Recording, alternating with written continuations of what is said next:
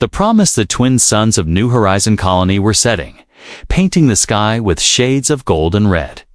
In the busy marketplace, humans and aliens moved together, trading food, tools, and strange glowing crystals. The air was filled with laughter, strange voices, and the smell of roasted meat. Among the crowd, a young boy named Ethan Wells stood near his father's stall. He was only 12, with messy brown hair and curious eyes that noticed everything. His father was busy talking to a customer, so Ethan wandered a little, kicking at the dusty ground. That's when he saw her. She was not human. Her skin was pale silver, with a faint shimmer when the sunlight touched it. Her hair was like flowing white silk, and her large, bright blue eyes seemed to hold 100 secrets. She wore a simple dress made of soft fabric that looked like liquid light. The girl was standing alone near a fruit stand, staring at a pile of strange, spiky yellow fruits. She looked both curious and shy. Ethan hesitated, then walked over. "Hey, do you want one?" he asked. The girl turned to him. Her voice was soft, musical. "I have no credits," she said. Ethan grinned. "Don't worry. My dad knows the seller. I can get you one." Minutes later, he handed her the fruit, cut open so the sweet purple juice dripped onto her fingers. She took a bite and her face lit up with joy. They spent the rest of the afternoon exploring the market together. She told him her name was Lyra and that she was visiting the colony with her family for trade. She showed him a tiny, glowing crystal from her homeworld, and he showed her a small wooden carving he had made. 4 days. Whenever Lyra's family's ship stayed docked, Ethan would meet her. They played games, raced through the dusty streets, and shared stories about their worlds. Lyra spoke of tall crystal towers under 3 moons, and oceans so bright they glowed in the dark. Ethan told her about fishing trips with his uncle, and how he wanted to build his own spaceship one day. One warm evening, they sat on a low wall, watching the suns dip below the horizon. The air was quiet, except for the distant sound of traders packing up for the night. Lyra turned to Ethan. "When I am older," she said slowly, "will you still be my friend?" Ethan laughed. "Of course. I'll even marry you when you grow up." He said it without thinking, just a silly joke like kids often make. But Lyra's eyes widened, and a small smile curved her lips. "Promise?" she asked. He grinned wider. "Promise." The next morning, Lyra's family's ship left the colony. Ethan stood at the docking bay, watching the silver vessel disappear into the sky. He didn't know it then, but that would be the last time he'd see her for many years. Life moved on. Ethan grew older, taller, stronger. The memory of the silver-skinned girl faded, tucked away like an old photograph in his mind. Sometimes, when he saw a glowing crystal in the market, he would remember her for a moment, but he never thought about the promise. After all, it had been nothing more than a childish game. But the universe has a strange way of keeping certain promises alive. One stormy night, many years later, Ethan stood on the balcony of his small apartment on the space station Orion's Gate, watching the massive traffic lanes of ships moving through the blackness of space. The hum of the station's engines was a constant background noise, as familiar as his own heartbeat. His life was ordinary now, working as a repair engineer for cargo ships, fixing broken hull plating, replacing burned-out thrusters. He had no reason to believe anything exciting would ever happen again.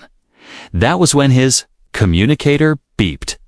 It was an official message from the station's docking control. A high-ranking alien diplomat had arrived and had requested a private meeting with him by name. Ethan frowned. He had never met a diplomat in his life, and why would one of them want to speak to a ship repairman? The message ended with a name, Lyra. Ethan froze. The memory of a silver-skinned girl eating spiky yellow fruit flashed in his mind. His chest felt tight. It couldn't be the same Lyra, could it? He didn't know it yet, but the promise he made as a boy, half joking, half forgotten, was about to change his life forever. And somewhere aboard a sleek alien vessel docked, just a few levels below, a pair of bright blue eyes waited for him, a forgotten past the name, echoed in Ethan's mind like a ghost from a dream. Lyra. He hadn't thought about her in years. In fact, if you had asked him yesterday, he might not have remembered her at all, not her silver skin, not her glowing hair, not even the taste of the strange fruit they had shared as children. But now, the memory rushed back like a wave breaking over rocks. He sat frozen in his small apartment, the message still glowing on the holoscreen. Outside the window, hundreds of ships drifted through the darkness of space, their lights like slow-moving stars. Normally, Ethan found the sight calming. Tonight, it felt like the universe itself was watching him. He whispered to himself, "It's not her. It can't be." But deep down, something told him it was. Ethan lived an ordinary life now.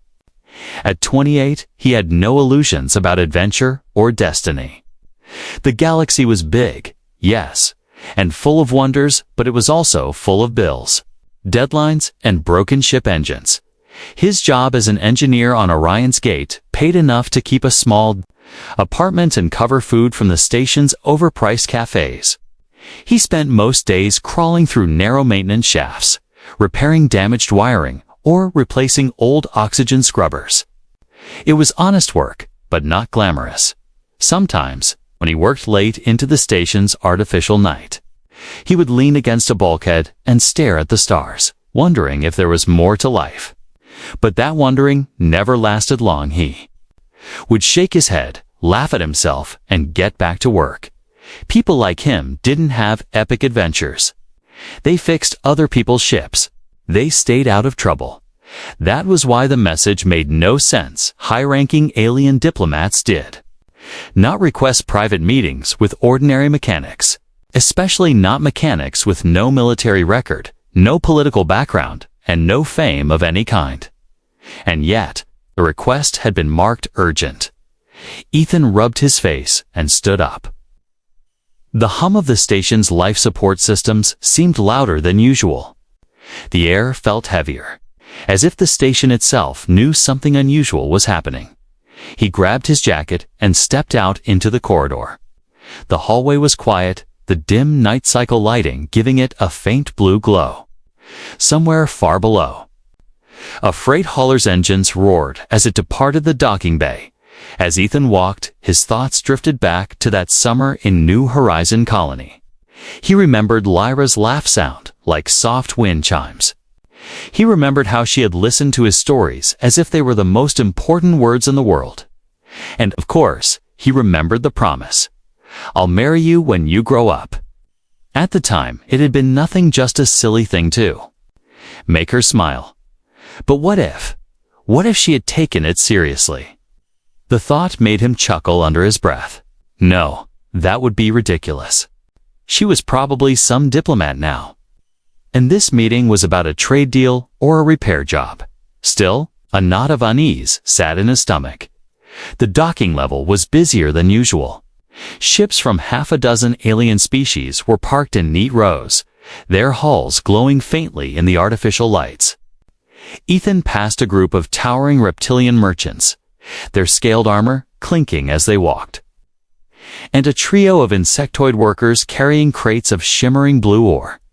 Docking control was a large chamber at the center of the level, with wide windows overlooking the bays. When Ethan stepped inside, a uniformed officer was waiting for him. "Ethan Wells?" the officer asked, glancing at a datapad. "Yeah." The officer gestured toward a sleek silver ship docked in Bay 4. It was unlike anything Ethan had seen before. Its smooth, curved design looked more like art than engineering. The hull shimmered faintly, like moonlight on water. "There. Expecting you," the officer said.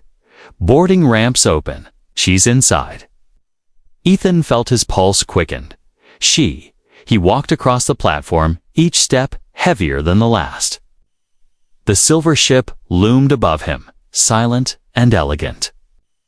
The open ramp glowed softly, leading into a corridor of pale light. The air inside was cool and faintly perfumed with something sweet and unfamiliar. Soft music hummed in the background, almost too quiet to hear. He followed the corridor until it opened into a wide chamber. And there she was. Lyra stood at the far end of the room, dressed in flowing white robes that shimmered with tiny threads. Of gold, her silver skin seemed to glow in the soft light, and her long hair, still pure white, fell over her shoulders like liquid silk. But she was no longer a child. Her presence was commanding. Her posture straight and regal. Yet when her eyes, those same bright blue eyes, met his, they softened. "Ethan," she said, her voice the same musical tone he remembered, but deeper now. "It has been a long time." Ethan swallowed hard. "Lyra," her lips curved into a small smile. "You made me a promise." The unexpected reunion. For a moment, Ethan simply stood there, frozen. The years between them seemed to vanish, yet at the same time they hung heavy in the air. It was Lyra, there was no doubt about it. The same bright blue eyes, the same faint, silver glow to her skin. But she was no longer the shy little girl in a simple dress. She stood before him now as a woman grown, with the bearing of someone used to command.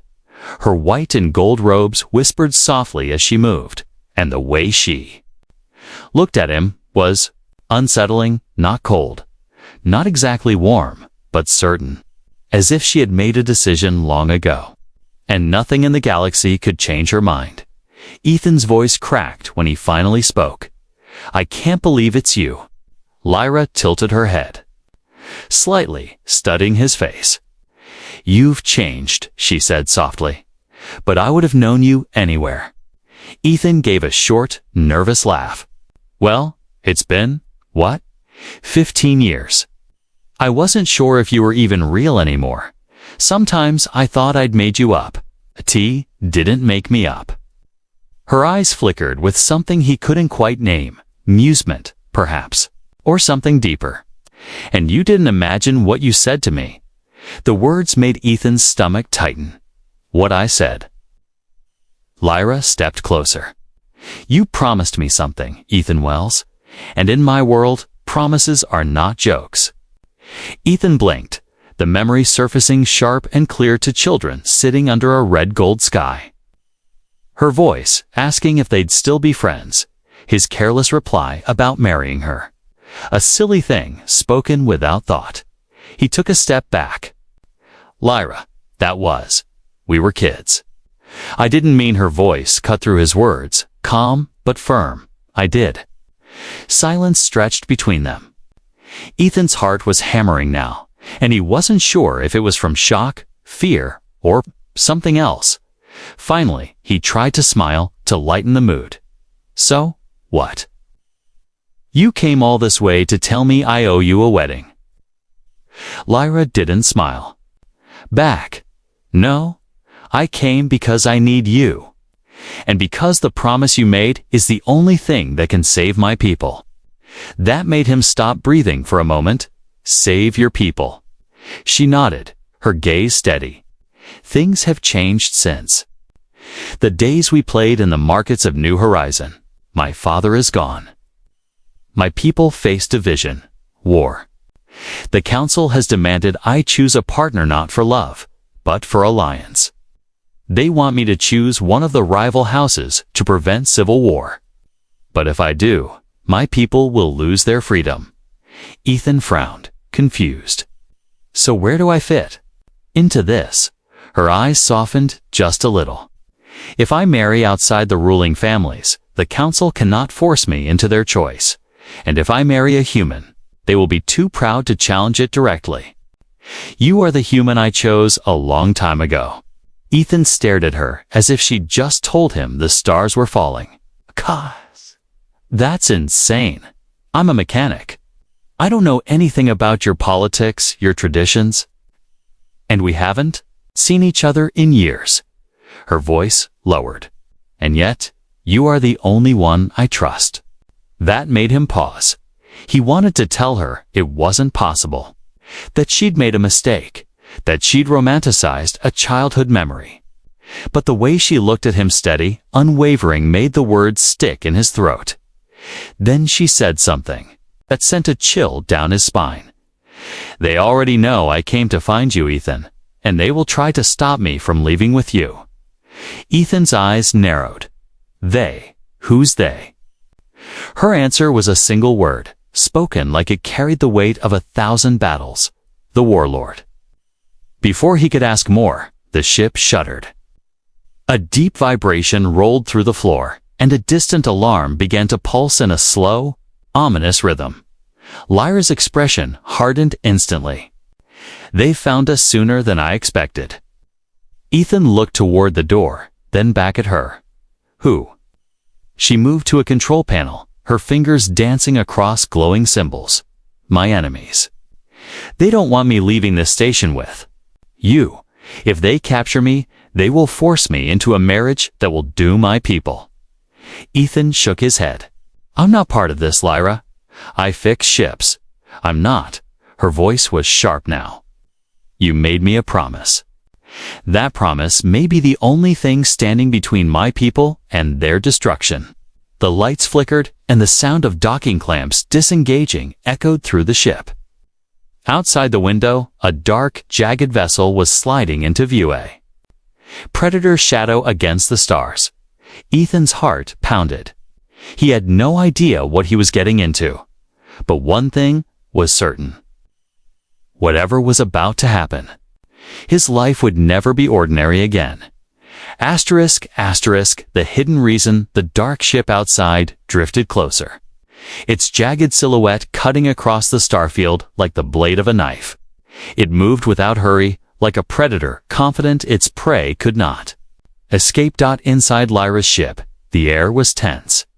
The soft hum of the engines was replaced by the low, steady vibration of defensive shields powering up. Somewhere deep within the vessel, systems came alive, quiet clicks, faint pulses of energy. A whisper of machinery preparing for trouble. Ethan stood near the viewing window, staring at the approaching ship. "Who are they?" he asked, though he wasn't sure he wanted the answer. Lyra didn't look at him. Her hands were busy, gliding across the glowing symbols on the control panel. "They are the warlord's hunters," she said quietly. "They are not here to destroy me. Not yet.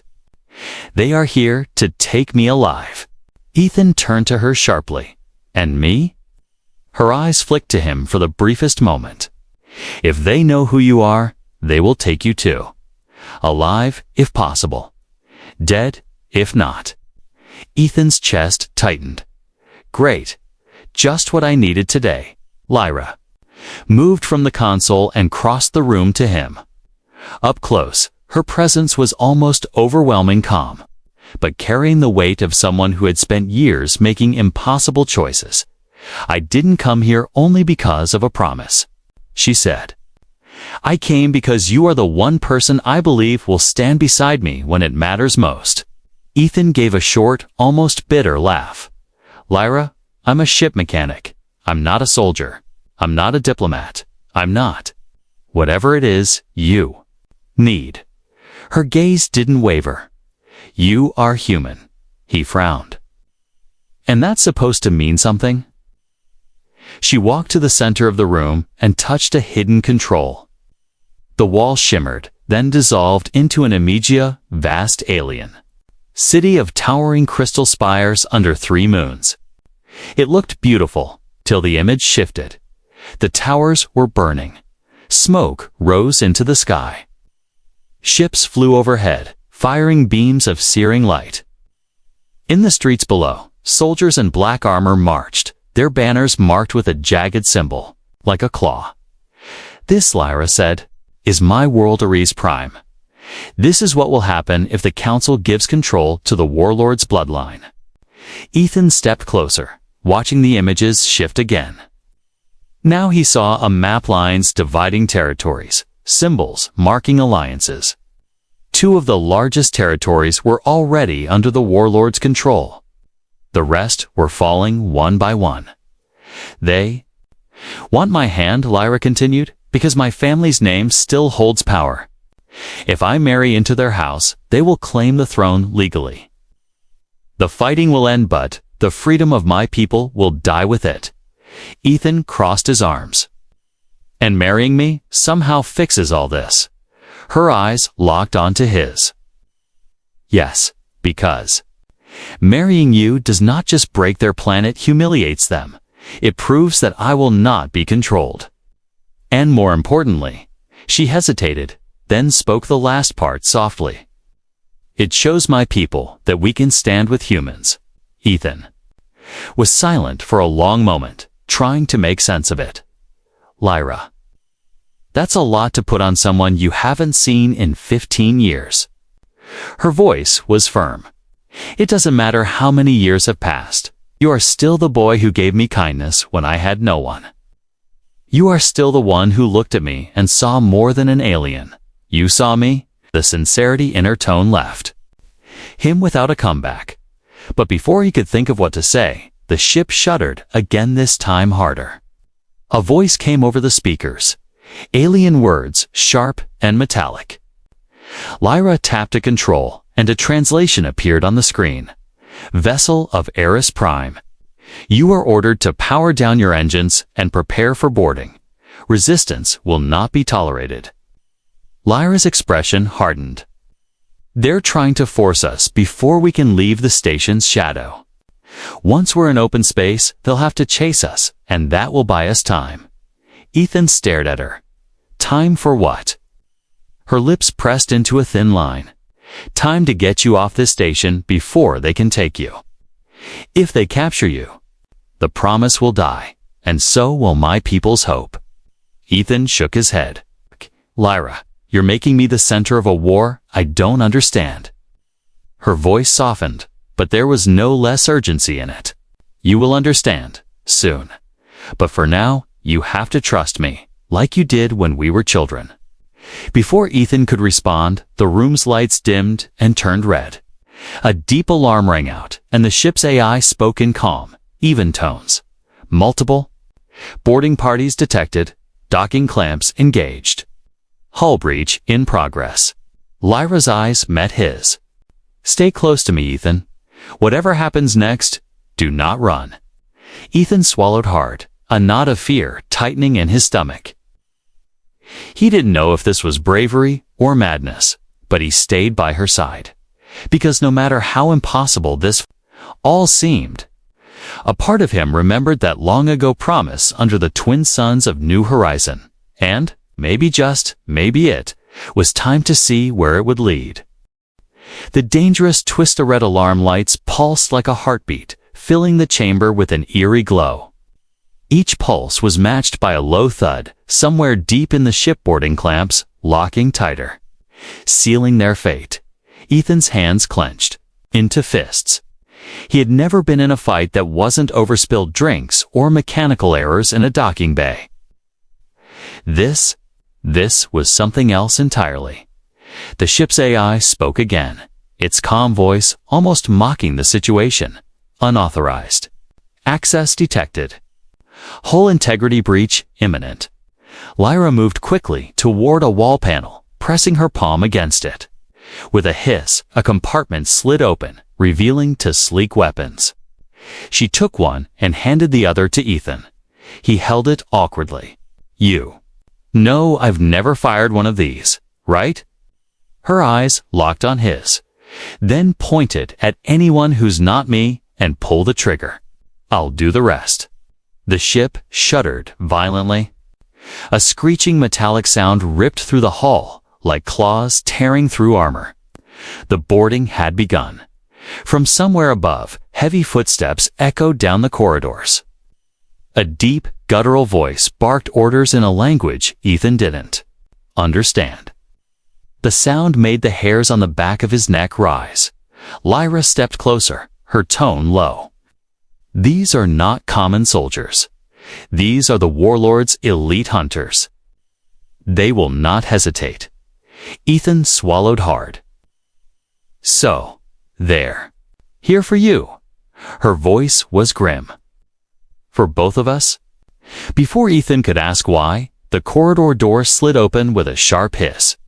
3 tall figures stepped inside, their black armor gleaming under the red lights. Their helmets were shaped like the heads of some predatory beast, with narrow slits, glowing crimson. They moved with inhuman precision, their weapons already raised. Lyra didn't wait. She stepped forward, firing twice in quick succession. The first shot struck one hunter square in the chest, sending him crashing back into the wall. The second barely missed the next one, forcing him to duck behind a support beam. Ethan froze for half a second, then remembered her words. He raised his weapon, aimed at the third hunter's legs, and fired. The blast hit, and the figure stumbled, giving Lyra the opening she needed to finish him.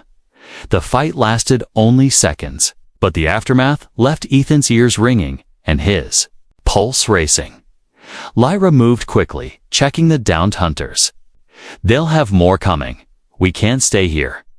Ethan's voice was shaky. "Yeah, no argument from me. But where exactly are we going?" Her eyes flicked to the door. "The engine core? If we can break free from the docking clamps, we can jump to hyperspace before they block our path." They moved fast, racing through curved corridors lit by the flicker of emergency lights. The hum of the ship's systems was louder now, almost urgent, as if the vessel itself knew the danger it was in. Halfway to the engine core, Lyra stopped abruptly, pressing a hand to Ethan's chest to hold him back. He frowned. "What?"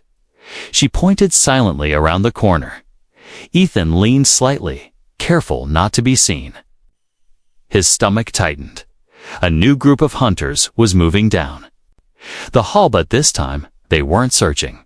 They were escorting someone. At the center of their formation was a man-human dressed in dark blue combat gear, his hands bound behind his back.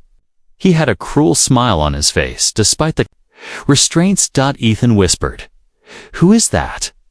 Lyra's expression hardened. "His name is Darius Venn. He was once a Federation captain. Now he works for the warlord." Ethan's confusion deepened. Why would they bring him here? Lyra's voice dropped to almost a whisper. "Because he's the one who told them about you." The revelation hit Ethan like a punch. "Me," he hissed. "Why would some ex-captain even know who I am?" Lyra's gaze met his, and for the first time since they reunited, there was hesitation in her eyes. "Because, Ethan, you're not just some mechanic. Not to them. Not to me. You carry something they want, a legacy you don't even know you have." Ethan opened his mouth to demand an explanation, but heavy footsteps closed in from behind. Lyra grabbed his wrist. "Not now. If we survive this, you'll know the truth." They turned and ran, the sounds of pursuit echoing behind them. Every step seemed louder, every breath sharper. Ethan's mind raced even faster than his feet. A legacy. Something they wanted. He didn't know what was worse, being hunted for something he didn't understand, or realizing that Lyra knew exactly what it was and hadn't told him. And somewhere in the depths of the station, Darius Venn was smiling, as if the real game had only just begun. Choosing the promise. The sound of boots pounding against metal grew louder with every heartbeat. Ethan and Lyra ran down the narrow corridor, their shadows flickering under the emergency lights. The ship's AI repeated its warning in a calm, unshaken voice. Multiple hostile signatures detected. Estimated time to contact, 60 seconds. 60 seconds. That was all the time they had before the next wave of hunters arrived. Lyra led him toward a heavy blast door at the end of the hall. She pressed her palm to the panel, and with a low hiss, the door opened into a circular chamber filled with humming machinery and bright blue light. The engine core. The walls were lined with conduits and coolant pipes, their surfaces covered in glowing alien runes. At the center, a cylindrical power column pulsed steadily, like the heartbeat of the ship itself. "This is it," Lyra said, moving quickly to the main console. If we can override the station's docking clamps, the ship will break free. We can jump to hyperspace before they close the net. Ethan's eyes scanned the room. And if we can't? Her answer was blunt. Then they'll take us, alive or dead. She began typing in commands, her fingers moving faster than he could follow. The blue lights in the core brightened. The ship's hum deepening into a low, steady rumble. Ethan's pulse was just as fast. He had a choice to make, and the weight of it pressed harder than the gravity beneath his feet. He could still leave. The blast door behind them had manual controls. He could lock it from the inside, slip out through the maintenance shaft 2 levels down, and vanish into the maze of the station before anyone caught him. He could disappear. Go back to his quiet, life-fixing ships, pretending this night had never happened. But then he looked at Lyra. She was working with fierce focus, her silver skin glowing under the blue light. Her white hair shimmered as she moved, and in her eyes he saw something he had never seen in anyone else. Faith in him. Not in his skills, not in his strength. Faith in him. The ship jolted violently. The lights flickered and a harsh mechanical screech echoed from the hull. Lyra's voice was sharp. They're trying to cut through the main airlock. We have maybe 2 minutes. Ethan stepped closer. You really think me staying here changes anything? Lyra's hands paused over the controls. For the first time, she turned fully toward him, double quotes, yes, because if you leave now, they win. And if you stay, we have a chance. Not just for my people, but for something bigger. For what humans and Arisians can become together. Ethan frowned. Lyra, I don't even know why I matter to them. You've been hiding something. Her jaw tightened. You're right. Aye. And I will tell you if we survive the next 5 minutes. The door to the engine core suddenly rang like a struck bell. The metal dented inward under a heavy blow. A deep, animal-like growl rolled through the room. Ethan flinched. I'm guessing that's not your crew. Lyra raised her weapon. Hunters. They've brought the brute class with them. Ethan didn't know what a brute class was, but the way she said it told him everything. It was bad. The door buckled again. Metal strained. Sparks flew. Lyra spoke without looking at him. Ethan, once they're through, there's no turning back. If you want to leave, go now. For a moment, the words tempted him. His survival instincts screamed at him to run. He wasn't a soldier. He wasn't a hero. He was just a man who fixed ships. But then he remembered. A dusty market under twin suns. A silver-skinned girl with bright blue eyes. A laugh. A promise. Ethan tightened his grip on the weapon. I'm not going anywhere. Lyra's eyes met his. And for the first time since he'd arrived, she let herself smile. Then stand with me. The door split open with a deafening crack. A massive figure stepped through, over 2 meters tall, clad in black armor that looked grown rather than forged. Its helmet's jaw split open to reveal rows of sharp teeth. Behind it, more hunters poured into the room. Ethan took a deep breath, leveled his weapon, and said quietly to himself, guess I'm keeping my promise. After all, the promise kept. The brute-class warrior stepped into the engine core like a living nightmare. Its armor plates shifted as it moved, hissing with hydraulic strength. Its helmet was shaped like a predator's skull, and when the jaw split open, Ethan caught a glimpse of sharp, wet fangs. The creature roared, a sound so deep it rattled his bones, and charged. Lyra fired first, her shot hitting the brute's chest. The blast barely slowed it. Ethan aimed for the legs, squeezing the trigger.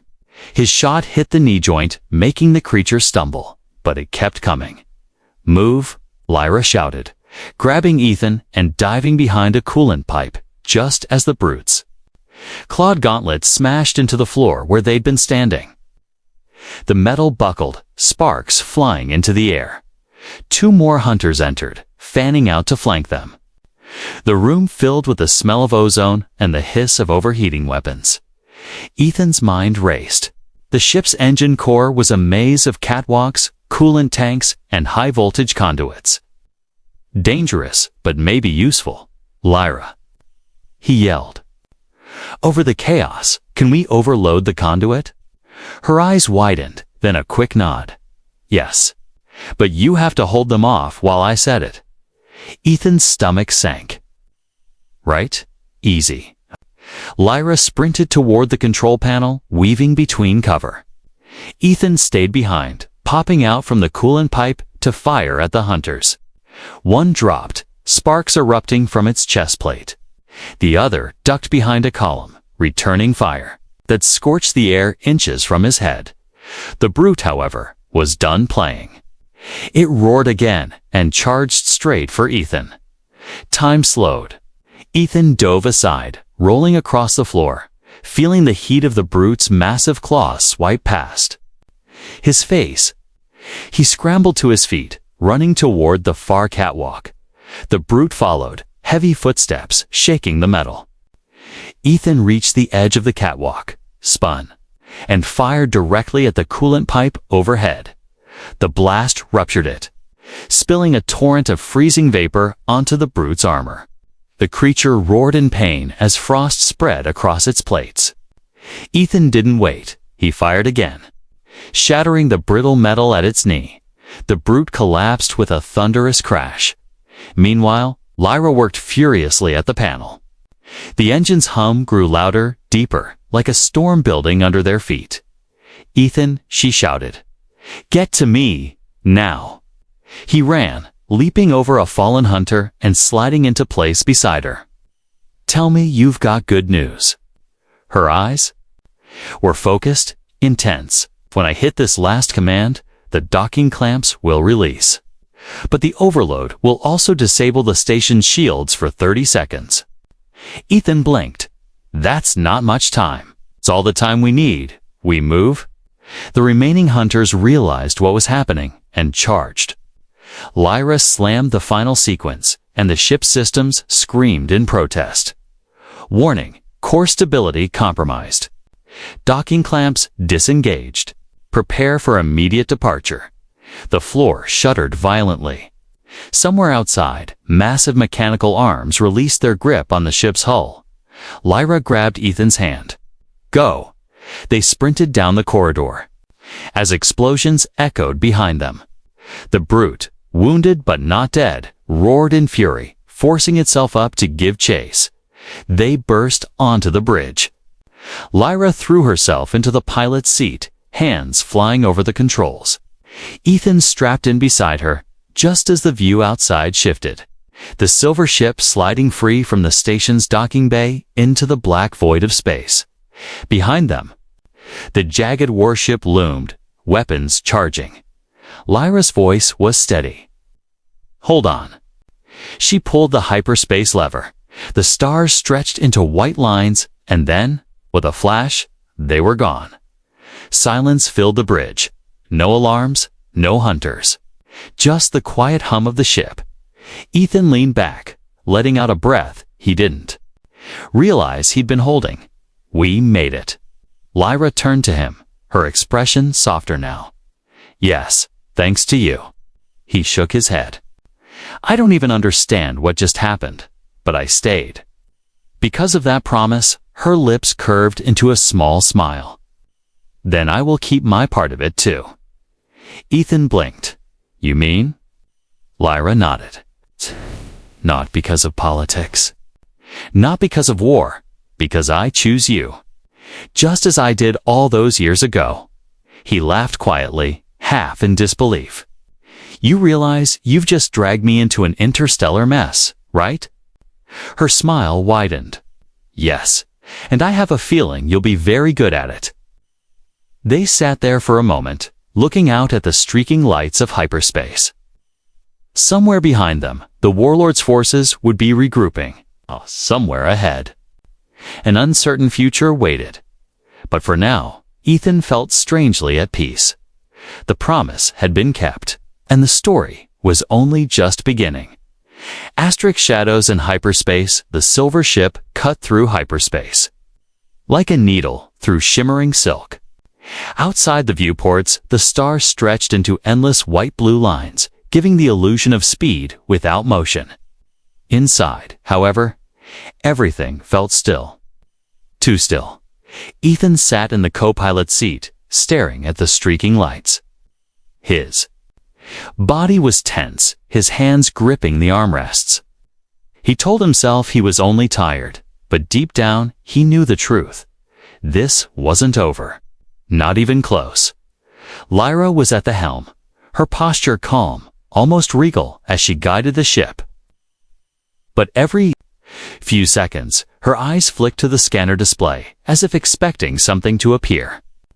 Her silver skin caught the soft light of the bridge, and her white hair, loose now, seemed to glow faintly in the dimness. Ethan broke the silence. So, this is the part where you tell me everything, right? No more secrets. Lyra's hands hovered over the controls for a moment before she answered. You want the truth? All of it. That'd be a good place to start. She turned her gaze toward him, her bright blue eyes locking onto his. You are not just a man who made me a promise, Ethan. You are part of something far older than either of us, he frowned. Older? How old are we talking? Older than my people. Older than your people. The Oresian records call it the first light civilization, a race that disappeared long before we were born. They built the vaults of origin, hidden across the galaxy. Inside is technology powerful enough to shape entire star systems. The warlord wants that power. Ethan leaned forward. And what does that have to do with me? Lyra's voice was calm, but her words carried weight. Your bloodline carries the genetic key to open those vaults. Only someone like you can pass their trials. He sat back, letting that sink in. So what? I'm a walking master key. She gave the faintest hint of a smile. In a way, yes. But the vaults are not just doors, they judge. The first light left them with guardians that will test whoever seeks to enter. If you fail, the vault closes forever. If you succeed, you inherit what lies inside. Ethan shook his head. I fix broken ships, Lyra. I don't pass galaxy-changing trials. Her tone softened.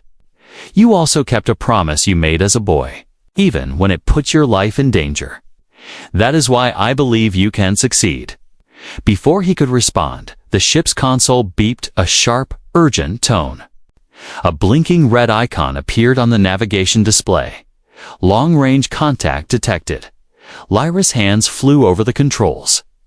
Impossible. No ship should be able to track us in hyperspace. Ethan's stomach dropped, lest someone planted something on us. Her eyes narrowed. Darius Venn. She switched to a detailed scan. A faint signal pulsed from the aft section of the ship, hidden deep in the secondary thruster assembly. There, she said. A tracking beacon, small, shielded, and transmitting directly to the warlord's fleet. Ethan rubbed his temples. I can pull it out, but we'd have to drop out of hyperspace to do it. And if we do that, Lyra finished his sentence. For him, they will find us. The hum of hyperspace filled the silence between them. Finally, Ethan sighed. So our choices are, keep running with a giant target on our backs, or stop and fight. Lyra's expression was unreadable. I did not come all this way to run forever. Ethan gave a dry laugh. You know, for someone who needed my help. You sure have a habit of dragging me into death traps? Her lips curved slightly. Leth, you're still here. She reached over, resting her hand lightly on his arm. We drop out of hyperspace in 2 minutes. When we do, you go to the maintenance crawl space and pull the beacon. I'll handle whatever follows us through. Ethan studied her face, searching for any sign of hesitation. There was none. She was ready to fight, ready to protect. He nodded. All right, let's make this quick. The hyperspace tunnel around them began to ripple, reality bending as the ship slowed. The white-blue streaks of light collapsed back into stars, and suddenly they were drifting in the black void. A cold, silent stretch of space surrounded them. For a heartbeat, nothing happened. Then, without warning, the darkness shifted and something huge emerged. A ship, black as shadow, sliding toward them like a predator from the depths. Ethan's blood ran cold. They didn't even wait. Lyra's hand hovered over the weapon's controls. No, they were already here.